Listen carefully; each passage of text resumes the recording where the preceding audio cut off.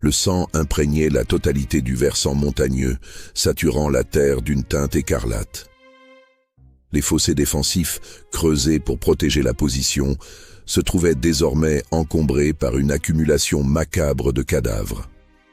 Durant une période de 3 jours marquée par une violence d'une intensité extrême, un contingent formé de 30 000 guerriers arabes s'était lancé à l'assaut de la forteresse perse, subissant un massacre systématique à chaque tentative de percer. Ces événements tragiques constituent la bataille de Nahavand, survenue en l'an 642 de l'ère commune. Cette date précise représente le moment charnière où l'ensemble des conceptions stratégiques conventionnelles concernant la retraite militaire furent radicalement bouleversées.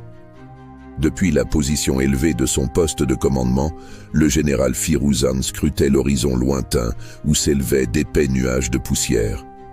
Il observait les chariots de ravitaillement s'éloigner au loin et notait l'affaissement progressif des tentes qui étaient démontées une à une par l'armée adverse. L'armée du désert procédait au démantèlement de son campement. Enfin, l'ennemi battait en retraite. Un sourire de satisfaction apparut sur le visage de Firuzan. Ses troupes d'élite, une force colossale de 100 000 hommes, avaient maintenu leur position défensive face aux assauts. La certitude de la victoire semblait désormais absolue. Cependant, ce qui revêtait toutes les apparences d'une défaite adverse constituait en réalité la manœuvre de tromperie militaire la plus ingénieuse jamais conçue dans les annales de l'histoire. Dans cet instant précis, marqué par un excès de confiance, Firuzan s'engageait directement vers un piège sophistiqué destiné à provoquer l'anéantissement définitif de son empire. L'empire sassanide se trouvait alors à l'agonie, une réalité géopolitique dont nul n'ignorait la gravité. Durant 4 siècles consécutifs, la Perse avait occupé le rang de superpuissance mondiale, partageant cette hégémonie avec un seul autre rival impérial. Ses armées avaient livré des combats acharnés contre les légions de Rome et les forces de Byzance, conflits aboutissant fréquemment à des impasses sanglantes. Ces marchands exerçaient un contrôle hégémonique sur les routes commerciales s'étendant de la Mésopotamie jusqu'aux confins de l'Inde. Ces rois gouvernaient des millions de sujets avec une autorité absolue et incontestée. Pourtant, en l'an 642, la structure impériale subissait une hémorragie interne fatale. Des décennies de guerres catastrophiques menées contre l'Empire byzantin avaient drainé les coffres du trésor royal. Le dernier grand souverain, Khosrow Ier, avait poussé ses ambitions conquérantes au-delà du raisonnable, annexant trop de territoires avant de chuter, victime d'un coup d'État orchestré par ses propres généraux au sein même du palais. Ce qui s'ensuivit fut une période de chaos politique absolu. Ses successeurs au trône périrent les uns après les autres, disparaissant par voie d'assassinat, de renversement ou de meurtre perpétrés durant leur sommeil. Des enfants furent portés à la dignité impériale pour des durées ne dépassant pas quelques mois. Des souverains fantoches n'exercèrent le pouvoir que quelques semaines. Personne ne parvenait à se maintenir longtemps pour endiguer l'effondrement de l'État. C'est alors qu'émergea une menace bien plus redoutable que la guerre civile. Surgissant des étendues désertiques d'Arabie, le califat Rachidun apparut comme une force nouvelle, combinant un génie militaire tactique à une ferveur religieuse intense. Sous le commandement éclairé des califes Abou Bakr et Omar, les armées arabes connurent une expansion explosive vers l'extérieur, transportant avec elles non seulement des armes de guerre mais également une foi révolutionnaire qui promettait l'accès au paradis à quiconque trouverait la mort au combat. En l'an 636, ces guerriers issus du désert avaient réalisé ce qui semblait impossible aux yeux du monde. Lors de la bataille d'Al-Qadisiyah, ils avaient écrasé une armée sassanide massive, s'étaient emparés de la capitale impériale Ctésiphon et avaient contraint l'empereur Yazdegerd III à fuir vers l'est, réduit à la condition d'un simple réfugié. Toutefois, la Perse n'avait pas encore rendu son dernier souffle. Depuis son lieu d'exil, Yazdegerd tenta un ultime pari désespéré pour sauver son trône. Il lança un appel solennel à chaque gouverneur de province, à chaque maison noble et à l'intégralité des forces demeurées loyales pour qu'ils mobilisent la plus grande armée de l'histoire perse. Le commandement suprême de cette force fut confié à Firuzan, issu de la maison Miran, l'une des familles militaires les plus prestigieuses et respectées de l'Empire. Il ne s'agissait pas là d'une simple campagne militaire supplémentaire. C'était l'ultime résistance d'une civilisation entière face à son extinction. La force armée que Firuzan parvint à rassembler était véritablement monstrueuse par ses dimensions. Les garnisons provinciales marchaient aux côtés des unités d'élite de la garde royale. Des paysans conscrits portant des lances s'alignaient près de la cavalerie lourde des Savarans. Ces guerriers d'élite qui avaient semé la terreur sur les champs de bataille depuis l'Inde jusqu'à l'Anatolie. Les sources historiques présentent des variations considérables concernant les effectifs. L'historien Al-Tabari avance le chiffre de 100 000 soldats. D'autres documents suggèrent des effectifs inférieurs, mais le consensus historique est unanime pour affirmer qu'il s'agissait de la plus grande concentration de forces perses réunies depuis des décennies. Firuzan sélectionna son terrain d'affrontement avec une précision chirurgicale.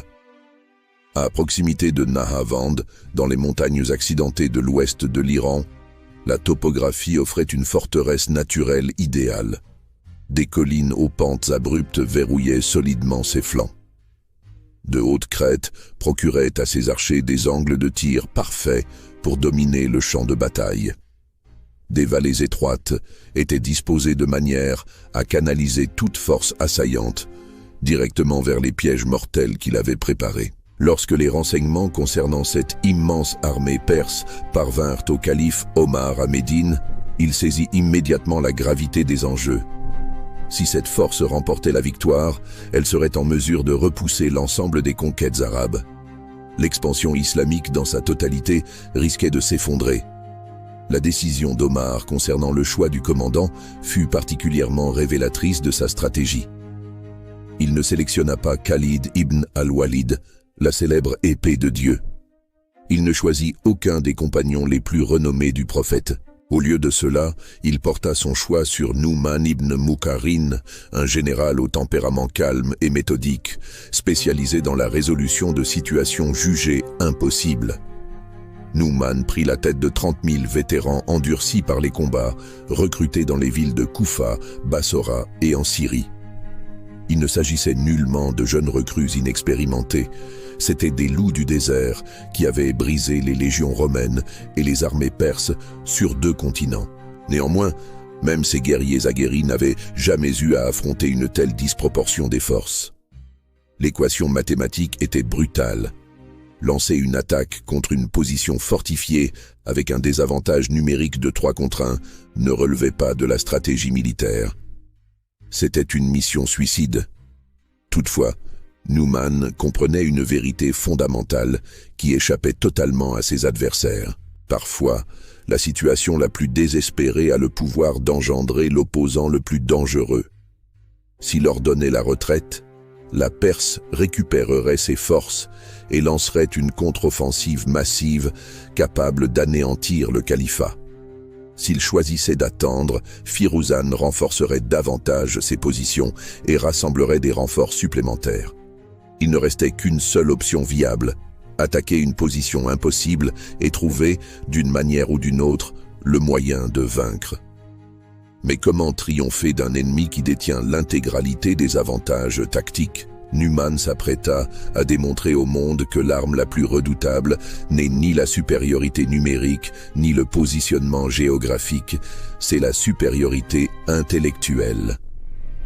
Firuzan avait édifié une machine à tuer d'une perfection absolue. La position perse n'était pas simplement défendable, elle constituait un chef-d'œuvre d'ingénierie militaire. Les crêtes élevées fournissaient à ses éclaireurs des postes d'observation permettant de suivre les mouvements ennemis sur des kilomètres à la ronde.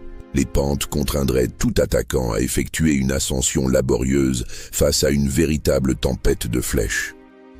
Les affleurements rocheux créaient des goulots d'étranglement naturels où sa supériorité numérique écraserait toute tentative de percée. Cependant, le terrain naturel n'était que le commencement du dispositif. Durant plusieurs semaines, les ingénieurs perses avaient sculpté la mort à même le flanc de la colline. De profondes tranchées zigzaguaient à travers les pentes. Il ne s'agissait pas de simples fossés, mais de pièges mortels techniquement élaborés, garnis de pieux aiguisés et couverts par des champs de tir croisés. Toute charge de cavalerie se briserait inévitablement contre ces obstacles. Tout assaut d'infanterie serait canalisé avec précision vers les zones où Firuzan souhaitait les anéantir. Derrière le réseau de tranchées se dressaient des palissades en bois hérissées de pointes de lances en fer. Celles-ci ne constituaient pas seulement des barrières physiques, elles étaient des armes psychologiques conçues pour briser le moral de l'ennemi avant même que le véritable massacre ne débute. La conception en chevauchement des défenses signifiait que le fait d'ouvrir une brèche dans une section exposerait simplement les attaquants à des tirs croisés provenant de 3 directions simultanées. Pour tenir ces fortifications, 100 000 des meilleurs guerriers de la Perse étaient déployés. Les vétérans de l'infanterie des guerres byzantines formaient un mur infranchissable de lances et de boucliers. Ces hommes avaient tenu la ligne face aux légions romaines et avaient survécu. Ils possédaient le savoir de la tuerie et la maîtrise de la mort. Derrière eux, positionnés sur des plateformes rocheuses telles des dieux de la guerre, se tenaient les rangs d'archers et de frondeurs. Depuis ces hauteurs dominantes, ils pouvaient déverser la mort sur toute force tentant l'ascension. Les champs de tir superposés créaient une zone létale où rien ne pouvait survivre. Chaque angle avait été calculé avec minutie. Chaque position avait été renforcée. Chaque voie d'approche était couverte. Mais la véritable terreur attendait en réserve la cavalerie lourde des Savarans. Ce n'étaient pas de simples cavaliers, c'étaient des monstres de fer. Le cavalier comme sa monture était entièrement enveloppé d'une armure lamellaire, maniant des lances massives capables de transpercer plusieurs ennemis en un seul coup. Pendant des siècles, les Savarans avaient constitué l'arme ultime de la Perse, la force qui avait mis des empereurs à genoux et transformé des champs de bataille en vastes cimetières. Firuzan les avait positionnés en tant que réserve mobile derrière la ligne défensive principale. Le terrain escarpé limitait leur mobilité initiale, mais une fois que les forces arabes se seraient engagées dans l'assaut et se seraient empêtrées dans les défenses extérieures, les Savarans pourraient frapper vers le bas avec une inertie dévastatrice.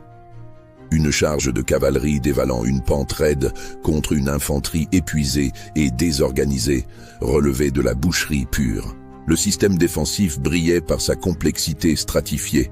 Un ennemi se verrait contraint de traverser un terrain découvert sous le feu des projectiles, de franchir les tranchées tout en subissant des attaques à la lance, d'escalader les palissades en combat rapproché, puis d'affronter des réserves de cavalerie fraîche, le tout en combattant en montée contre des positions préparées. La structure de commandement de Firuzan venait renforcer cette philosophie défensive. Les ordres descendaient à travers des hiérarchies établies vers des unités au rôle prédéterminé. Les archers connaissaient leurs secteurs de tir respectifs. L'infanterie comprenait parfaitement ses positions. Commandants de cavalerie avaient répété leurs itinéraires de contre-attaque. Tout était planifié, préparé et positionné pour une efficacité défensive maximale. La formation perse était statique par conception. Firuzan n'avait aucune intention de manœuvrer ou de poursuivre l'ennemi. La taille de son armée, combinée aux positions préparées, rendait les manœuvres de contournement virtuellement impossibles. Les Arabes devraient venir à lui, et lorsqu'il le ferait, il les saignerait à blanc contre ses murs. Lorsque l'armée arabe arriva et établit son campement à vue des lignes perses, Firuzan éprouva un sentiment de confiance suprême. Ses éclaireurs rapportèrent la présence d'environ 30 000 soldats ennemis, soit moins d'un tiers de sa propre force. Les Arabes ne disposaient d'aucun équipement de siège, d'aucune artillerie lourde et d'aucun plan apparent au-delà d'un assaut frontal classique. Depuis sa position de commandement, Firuzan pouvait observer l'ensemble du champ de bataille.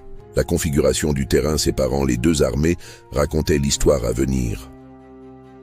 Une plaine aride et montante canalisait les mouvements directement vers ces zones de mise à mort préparées. Toute attaque serait dirigée exactement là où il le désirait. Pendant 3 jours, les deux armées s'observèrent mutuellement à travers des escarmouches et des attaques de sondage. Firuzan utilisa ce temps pour affiner ses défenses et étudier les dispositions ennemies. Les Arabes semblaient hésitants, reconnaissant enfin l'impossibilité de leur situation. Puis au 4e jour, Numan passa à l'action. Le premier assaut arabe ne fut que pure mise en scène théâtrale, et seul Numan en avait conscience. 30 000 guerriers chargèrent sur cette pente imprégnée de sang. Les boucliers furent levés contre un ouragan de flèches. Les archers perses décochèrent volée après volée depuis leur position élevée. Les pierres lancées par les frondeurs fracassaient les crânes et brisaient les os. Les Arabes, en pleine ascension, ressemblaient à des fourmis balayées par une inondation. Ils atteignirent les tranchées extérieures et se jetèrent contre la ligne perse avec une fureur désespérée. Des hommes mouraient en hurlant. Le sang s'accumulait dans les fossés. Les guerriers arabes tentèrent de se frayer un chemin à travers les palissades uniquement pour se heurter à des murs de lances perses. Le massacre fut terrifiant. Après ce qui sembla être des heures de combat brutal, Numan ordonna la retraite. Son armée ensanglantée et brisée redescendit la colline en boitant. Firuzan les regarda partir et sourit. L'ennemi avait appris sa leçon. La confiance de Firuzan s'accrut considérablement. L'ennemi avait essayé et échoué exactement comme il l'avait prédit. Le jour suivant apporta le second assaut. Cette fois, la cavalerie arabe tenta de contourner la position sur les flancs, tandis que l'infanterie martelait le centre. Le résultat fut encore pire. Pris entre des tirs croisés et des charges en montée, les Arabes furent massacrés. Les corps tapissaient la pente. Les survivants s'enfuirent dans une panique apparente. 2 assauts, 2 désastres complets. Le moral perse était au zénith. Depuis son poste de commandement, Firuzan surveillait le carnage avec satisfaction. Ses défenses demeuraient intactes. Son armée n'était pas brisée. Les Arabes avaient jeté toutes leurs forces contre lui et avaient échoué 2 fois. Le lendemain apporterait soit la reddition, soit un 3e massacre. C'est alors que survint la nuit qui changea tout. Les éclaireurs perses rapportèrent le chaos régnant dans le camp arabe. Des tentes s'effondrant, des chariots roulant vers le sud, des unités de cavalerie se dispersant, des blessés évacués en hâte, les signes indubitables d'une armée brisée en pleine retraite. Ce que les Perses ne pouvaient ne pas voir, c'était le génie dissimulé derrière le chaos. Chaque tente qui tombait était positionnée exactement là où Numan le voulait. Chaque chariot qui se déplaçait faisait partie d'une tromperie soigneusement chorégraphiée. La retraite constituait l'opération psychologique la plus brillante de l'histoire militaire, conçue pour accomplir ce qu'aucun assaut frontal ne pouvait réussir, inciter les Perses à abandonner volontairement leur forteresse. À l'aube, les éclaireurs perses confirmèrent ce que Firuzan désirait entendre. L'ennemi fuyait, le champ de bataille lui appartenait. Certains officiers recommandèrent la prudence. Pourquoi abandonner leur position imprenable? Mais Firuzan entrevit une opportunité. Un ennemi brisé pouvait se regrouper si on lui en laissait le temps. Il valait mieux les achever maintenant, en terrain découvert, là où sa supériorité numérique et sa cavalerie lourde pourraient parachever la destruction. Il donna l'ordre qui allait condamner son empire. L'armée perse tout entière se déversa des collines. 100 000 hommes abandonnèrent la forteresse qui les avait rendus invincibles, se lançant à la poursuite de ce qu'ils pensaient être un ennemi vaincu. Les tranchées qui les avaient protégés restèrent vides. Les palissades demeurèrent sans surveillance. Numan attendait ce moment. Sur le terrain plat en contrebas, son armée en retraite fit soudainement volte-face et forma des lignes de bataille parfaites. Les Arabes n'avaient plus à combattre en montée contre des positions fortifiées. Ici, sur le terrain découvert, ils pouvaient manœuvrer, se déployer et livrer le type de bataille pour lequel ils étaient nés. Les Perses furent pris complètement au dépourvu. Leur formation serrée s'était étirée durant la descente. Les unités étaient éparpillées à travers la plaine. Certaines avaient avancé plus vite que d'autres, créant des brèches béantes dans leurs lignes. À cet instant de vulnérabilité maximale pour les Perses, Numan déclencha le piège. Les Arabes en retraite se transformèrent soudainement en une machine de guerre parfaitement coordonnée. L'infanterie pivota pour faire face à ses poursuivants. La cavalerie frappa les deux flancs simultanément. En quelques secondes, les chasseurs étaient devenus les proies. Les Perses tentèrent désespérément de reformer leurs rangs, mais il était trop tard. Ils avaient été attirés loin de leur forteresse imprenable et piégés à découvert comme des pillards amateurs. Leurs archers ne disposaient d'aucune position élevée. Leur infanterie était dispersée. Leur cavalerie lourde tentait encore de manœuvrer pour se mettre en position. C'est alors que survint le coup de maître.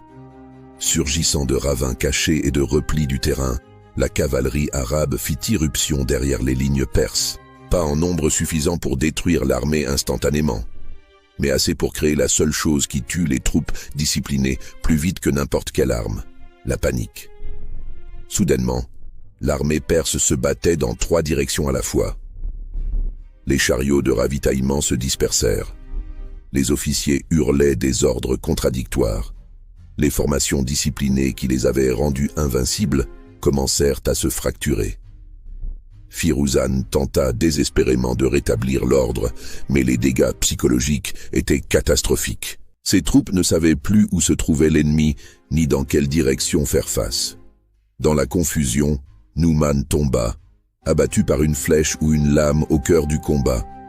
Mais l'assaut arabe ne vacilla jamais. Le commandement passa sans heurts à Hudayfa ibn al-Yaman et la pression s'intensifia. Avec la cavalerie perse piégée et leur infanterie combattant sur de multiples fronts, les lignes sassanides finirent par rompre. Le centre s'effondra en premier, puis les ailes.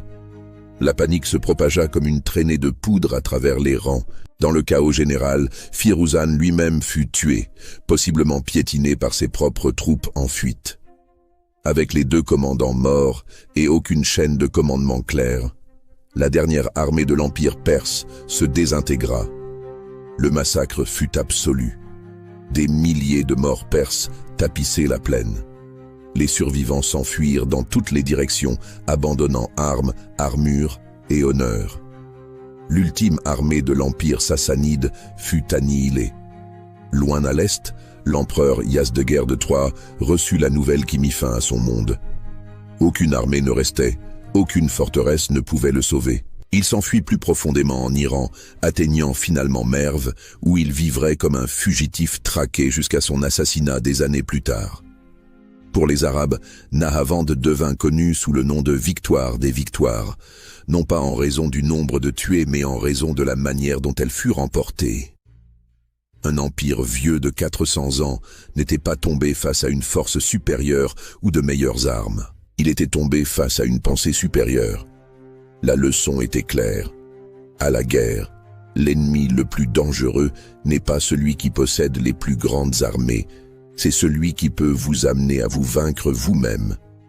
Déposez votre analyse tactique dans les commentaires. Qu'auriez-vous fait à la place de Firuzan ?